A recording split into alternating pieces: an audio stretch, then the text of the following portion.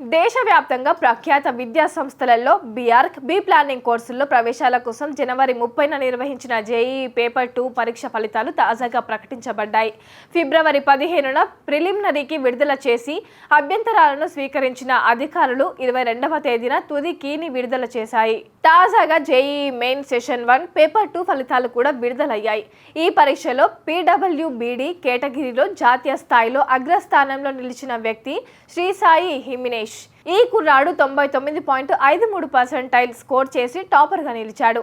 ఆంధ్రప్రదేశ్ తూర్పు గోదావరి జిల్లా రాజమహేంద్రవరం పరిధిలోని ఇమిడి శ్రీసాయి హిమినేష్ జాతీయ స్థాయిలో టాపర్గా నిలిచి అందరినీ ఆశ్చర్యపరిచాడు. ఈ అద్భుతమైన ఫలితం సాధించడానికి హిమినేష్ రోజుకు 12 గంటల పాటు పరీక్ష తయారీకి సమయాన్ని కేటాయించాడని తెలిపాడు. ఈ విజయాన్ని తనకే కాకుండా తన తండ్రికి కూడా అంకితం చేస్తున్నానని హిమినేష్ తెలిపారు. ఇక ఇది నా నాన్నగారు చేసిన కష్టానికి ఫలితం అని పేర్కొన్నాడు. చిన్నప్పటి నుండి తండ్రి అనేక కష్టాలు పడి తన తమ్ముని విద్యను మెరుగుపరిచినట్లుగా వివరించాడు. హిమినేష్ తన అంతర్జాతీయ విద్యా లక్ష్యాలను కూడా ప్రకటించారు. దేశంలో అత్యున్నత ఐఐటీలో చదవాలని, ఆర్టిఫిషియల్ ఇంటెలిజెన్స్ రంగంలో నూతన ఆవిష్కరణలు చేయాలన్నది నా కల అని చెప్పాడు. హిమినేష్ తండ్రి రామచంద్రరావు చాక్లెట్ హోల్సేల్ వ్యాపారిగా పనిచేస్తున్నారు. తల్లి సురేఖ గృహిణి. వీరికి 2 కుమారులు. పెద్దవాడు హిమినేష్.